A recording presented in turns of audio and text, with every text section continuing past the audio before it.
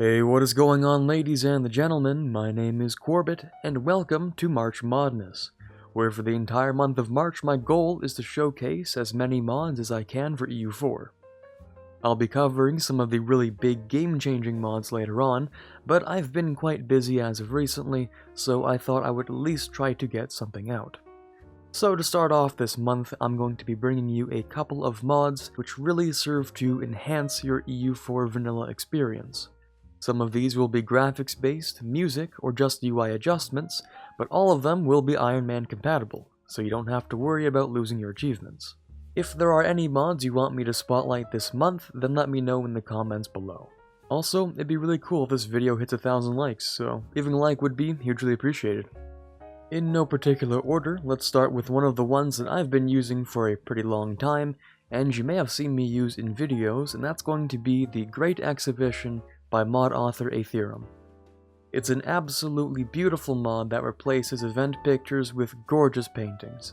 According to the mod description, there are over 2,000 paintings and pictures in this mod. Many of them are for country-specific events, while others will appear based on culture and geography. It's quite the simple mod that just adds a little bit of visual flavor to your average event pop-up. Next up, we have one of the most impressive music pack mods I've ever heard, Themes of the Old World by excellent composer Runite Drill. You'll often hear this music when I'm streaming at twitch.tv/QuarbitGaming, shameless plug by the way, but honestly it is some of the greatest original music I've ever heard in a mod. There are 23 original works in this mod, each is absolutely incredible. Now, streamers and content creators beware, I have gotten copyright claims for using some of these tracks in Let's Plays until I received special permission to use them, so my best advice is to prepare beforehand by maybe getting in touch with them or their studio before you include one of the tracks in a stream or video. Now, as previously mentioned, I can include these tracks in my videos, so it would be my pleasure to present a short clip of one of my absolute favorite tracks from this mod, Land of Admiralty War.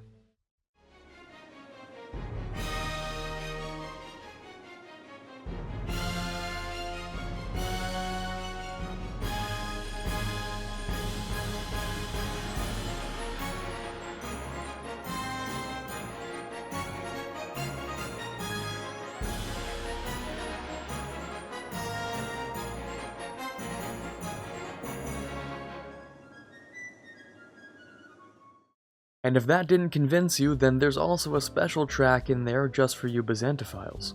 And if you enjoy Themes of the Old World, I encourage you to also check out his Scandinavian Music Pack mod as well, by the same composer. If you're looking to change up the visual style of EU4, look no further than the Royal Eagle UI. This clean rework of the artistic style of EU4 changes many map textures, enlarges the UI in many cases, and sharpens the quality of models. What's even better is that the Royal Eagle UI mod is actually compatible with the Great Exhibition that I mentioned earlier. I'm not usually one for graphical overhaul mods, but if there are any I'd be willing to give it a shot with, it would definitely be this one. However, if you're simply looking to have a larger UI like what they have in Royal Eagle, but without the map and font changes, I suggest using Protorit's bigger UI mod. This next mod is actually a set of mods by the author Lemon. You can pick from HRE, Decree, Chinese, Roman, and Byzantine event menus. They're all very interesting mods to make your event menus look even nicer.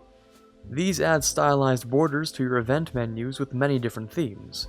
There are even versions compatible with the previously mentioned Great Exhibition mod, making for quite the nice looking combo. Now this next mod is specifically designed for members of the community who are colorblind. Line_R's colorblind mode adds the tag names to each of the country's flag, making them easier to read from a glance in certain menus. The borders between countries are now also darkened. Now, I'm not colorblind myself, so I don't know how effective this mod is for accessibility. If there's anyone who is, I do encourage you to check it out and leave me a comment. I'm actually curious to know if this is actually helpful. Now this last mod is a very simple fix, and it just changes one little part about the P-Steel menu. Arumba's Uncovered Acceptance Indicator mod literally just moves the acceptance indicator to the left, so you don't have to move your mouse every time you want a few more ducats. Okay, from this point on, it's going to get dangerously weeb. Don't say I didn't warn you. Alright, so your first step is obviously going to be to install Anime-Universalis.